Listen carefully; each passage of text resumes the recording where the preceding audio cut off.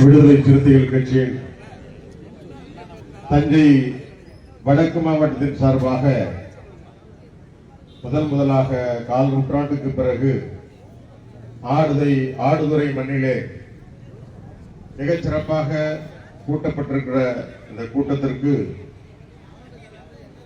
தலைமை பொறுப்பேற்றிருக்கக்கூடிய அன்பு சகோதரர் காசிய முல்லைவளவன் அவர்களே, மாவட்ட செயலாளர் காசிய முல்லைவளவன் அவர்களே, வரவேற்புரை ஆட்சி அமர்ந்திருக்கக்கூடிய அன்பு சகோதரர் ஒன்றிய செயலாளர் கண்ணன் அவர்களே, நன்றி உரை ஆற்றிருக்கக்கூடிய செந்தமிழ் அரசு அவர்களே, எனக்கு முன்னால் இங்கே பேசி அமர்ந்திருக்கக்கூடிய கட்சியினுடைய முன்னணி தலைவர்கள் அண்ணன் அரசாங்கம் அவர்களே, அண்ணன் அண்ணாதுரை அவர்களே, இங்கே முதல் முறையாக ஆடுதுறை மண்ணிலே வருகை தந்து இங்கே பேச இருக்கக்கூடிய கட்சியினுடைய துணை பொதுச் செயலாளரும் சட்டமன்றத்திலே மக்களுடைய கோரிக்கைகளை, ஒடுக்கப்பட்ட மக்களுடைய கோரிக்கைகளை ஓங்கி ஒழித்துக் கொண்டிருக்கக்கூடிய அண்ணன் எஸ் பாலாஜி அவர்களே, எனது சட்டக்கல்லூரி நண்பரும் கடலூர் மாவட்டத்தில் தொடர்ந்து விடுதலை சிறுத்தைகள் கட்சியை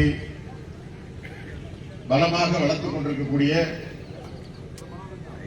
நமது கட்சியின் ஒரே ஒரு மேயர், துணை மேயர், எனது பாசத்துக்குரிய தாமரை செல்வன் அவர்களே, இங்கே நிறைய பேரை சொன்னால் இங்கே அண்ணன் எஸ் பாலாஜி அவர்கள் இருக்கிறார்கள், நமது மேயர் அவர்கள் இருக்கிறார்கள்.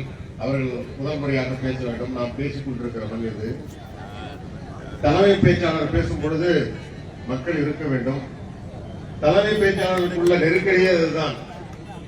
நீண்ட நேரம் அமர வேண்டும், நீண்ட நேரம் அவர்கள் பயணம் செய்து வர வேண்டும், மேடையிலே உட்கார்ந்து இருக்க வேண்டும். கடைசியிலே அவர்கள் பேசும் பொழுது மக்கள் இருக்க வேண்டும்.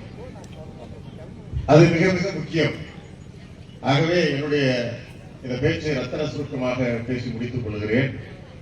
மாவட்ட செயலாளருடைய கட்டளையை ஏற்று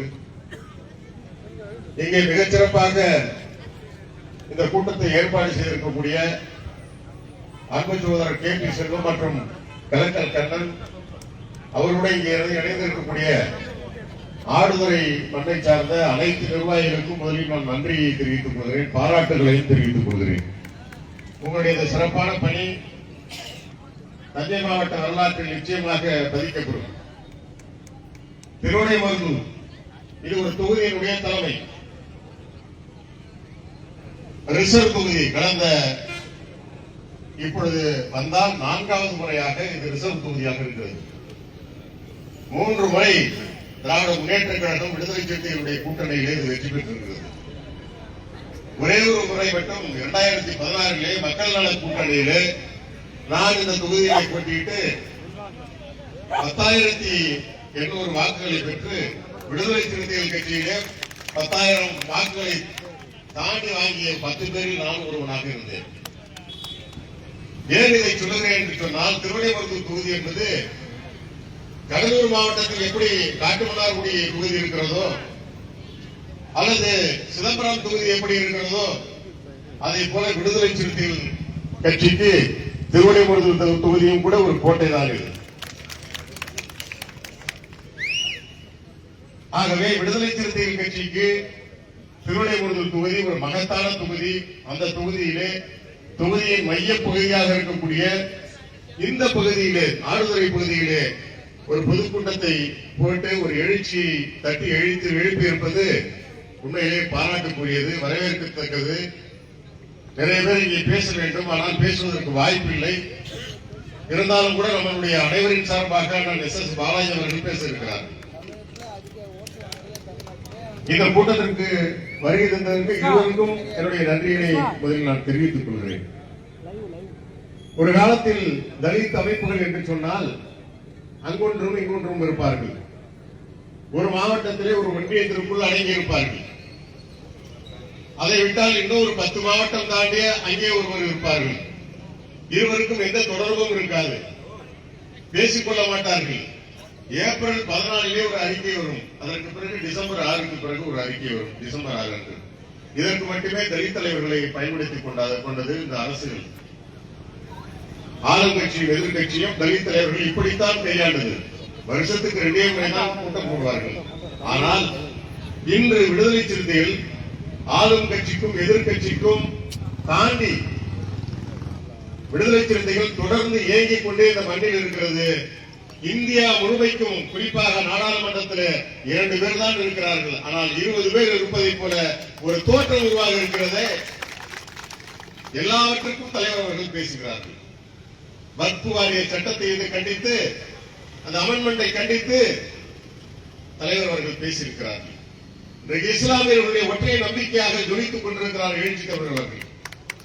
தொடர்ந்து அனைத்து சட்டங்களையும் பிஜேபியை கண்டித்து, பாசிச பிஜேபியை கண்டித்து ஒற்றை நபராக நாடாளுமன்றத்திலே முழங்கக்கூடிய ஒரு விடுதலை சிறுத்தைகளாக நமது இந்தியாவிற்கே ஒரு நம்பிக்கை நட்சத்திரமாக தலைவர் அவர்கள் விளங்கிக் கொண்டிருக்கிறார்கள்.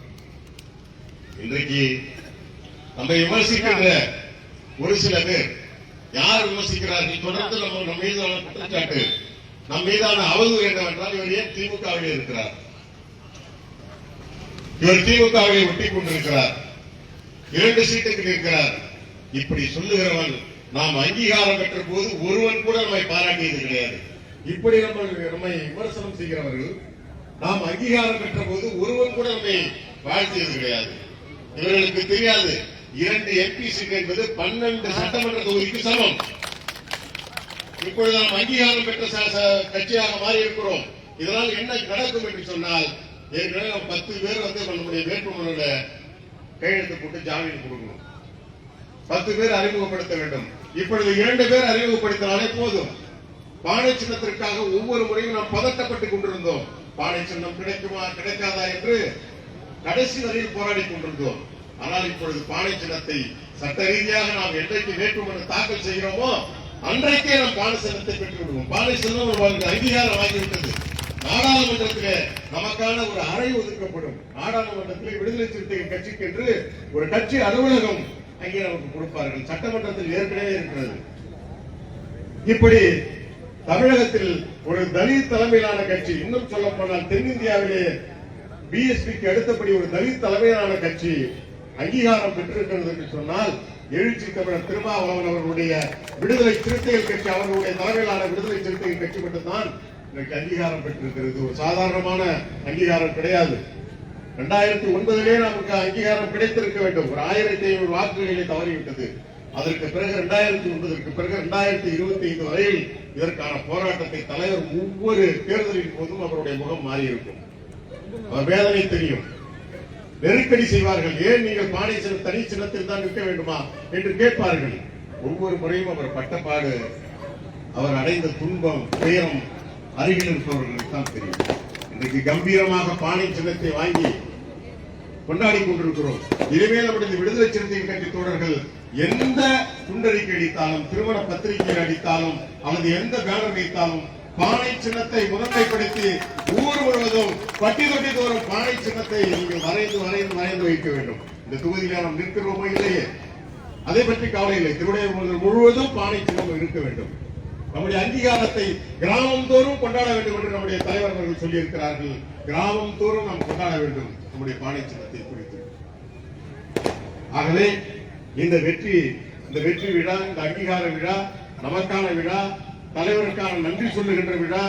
தலைவர் நம்முடைய வாழ்க்கையை 35 ஆண்டு கால புது வாழ்க்கையை நம்முடைய மக்களுக்காக நமக்காக ஒப்படைத்துக் கொண்டதற்கான திரும்பி நாம் நன்றி சொல்லுகிற ஒரு விழாவாக இது அமைகிறது.